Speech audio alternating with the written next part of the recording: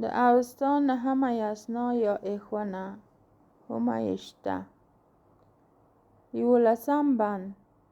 دې بند کې هم د هومه او زردښتر په دیالوګ کې هومه د خپلو خاطراتو یادونې ته دوام ورکوي او داسې وایي: زه هم یو سروره یم، یعنی د سړو څښتنه یم.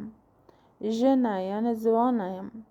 اسپې ګورم، نران ګورم، یعنی د کښت او کار دپاره ښې اسپې او تکړه نارینه پلټم.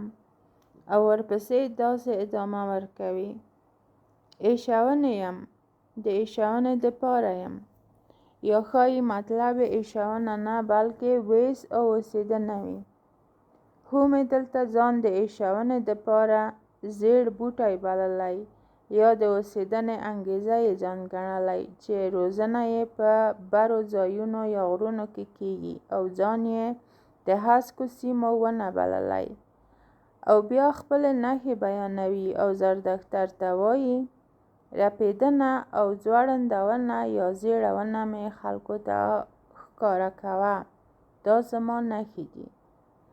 د دې نه ښکاري چې د هومې د بوټي رپېدا او اهتزاز ډېر وي او ښایي څانګې یې هم ځوړندې وي، ګرچې په لاسته راوړو عکسونو کې د هومې د څانګو رنګ زرغون دی، خو پکې ځوړندې وړې دانې یې زیړ رنګ لري.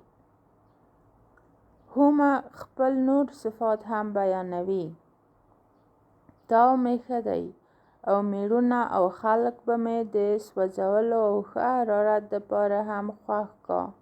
یا ښایي دلته د میړو نه مطلب میړونه نه بلکې میرې یعنی د استوګنو خلکو ځای وي، چې هومه وایي: استوګنو ته به یې غواوې روغې کړم.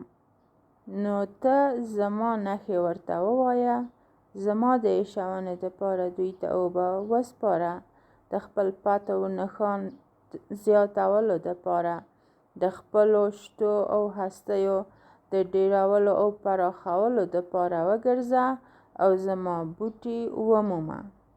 او غالباً په کیسه کې زردښتر ته وایي چې ما کرښه اسپه ته خطاب وکړ: ای کرښه اسپه، نریمنو پسې وګرځه او هغوی پیدا کړه.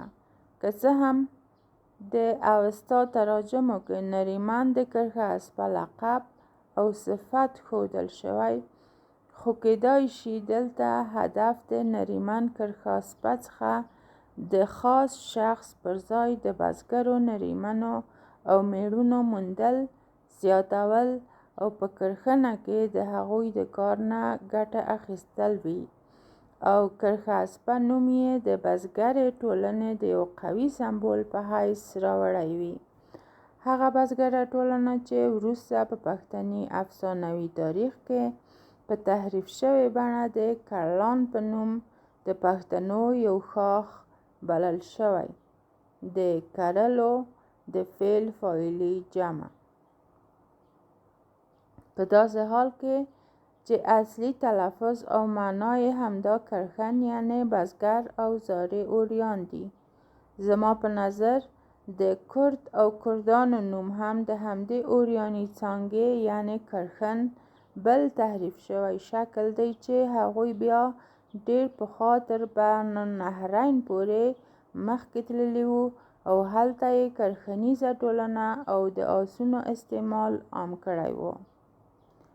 په دې کې شک نشته چې کرخنه او د ځمکې کرل مخکې د کرښه اسپه د خاندان څخه هم اوریانو کې عام وو او د کاوي خاندان ښایي په کرخنه کې د غویانو څخه کار اخیست او نوم به یې هم ورسره ارتباط لري.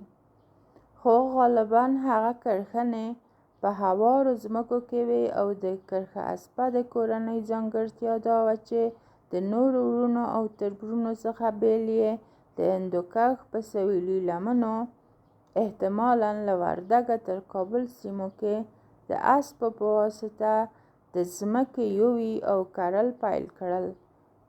کیدای شي که کردان د کرلان یا کرخن ټبر له ریښې وبولو، نو دوی به د همدغو مرکزي سیمو څخه د ځای د تنګوالي په اثر لویدیځو سیمو ته مخکې تللي وي، همداسې چې د ختیځ په لور هم د کرخني ټبر اولادونه وروسته وغځېدل. د بند پارسي ترجمه په کتاب کې که یعنی کسی که اژدهای شاخدار، اسب اوبار، مرد اوبار یعنی که اسبان و مردان را می‌بلعید، زهردار زریون را که بر او زهر زرگون رویید یعنی جریان داشت به بلندی نیزه، که بر او گرشاسب با آهنین دیگ برای خویش خوراک پخت در هنگام نیمه روز، او همداسې بې مفهومه څو کرښې نورې اضافه کوي. د څو لغتونو معنی په پښتو غږونو کې. اول د 13 بند یوه کلمه چې ګیسوش لیکل شوی او کتاب کې ګیسو یعنی ویښتان ترجمه شوی، خو ځوان تفسیر یې بیا لږ واضح کوي، ګیسوور. گرچه دا تفسیر هم دوی ګیسوور یعنی د ګڼو ویښتو څښتن معنا کړی، خو ما په متن کې دا کلمه د ګوښې لهجوي شکل ګیښو او زن تفسیر مې ګوښې اور ولوست. دوهم په 11 بند کې یوه کلمه هم سروریم ده چې کتاب کې یې شاخدار ژباړلی، خو ما سروره یم یعنی د سرونو یا سړیو لرونکی یم ولوست، چې دلته هم ځان د نفوذ زیاتولو یو عامل معرفي کړی.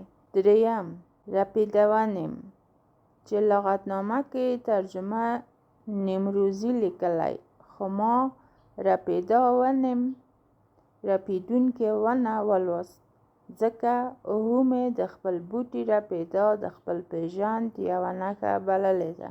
څلورم ګرم چې کتاب کې ګرما ترجمه کړې، خو د بند په جمله کې د اسبه ګرم نره ګرم په ډول راغلی چې په واضح توګه په پښتو کې د ګورم جنوبي لهجوي بڼه ده.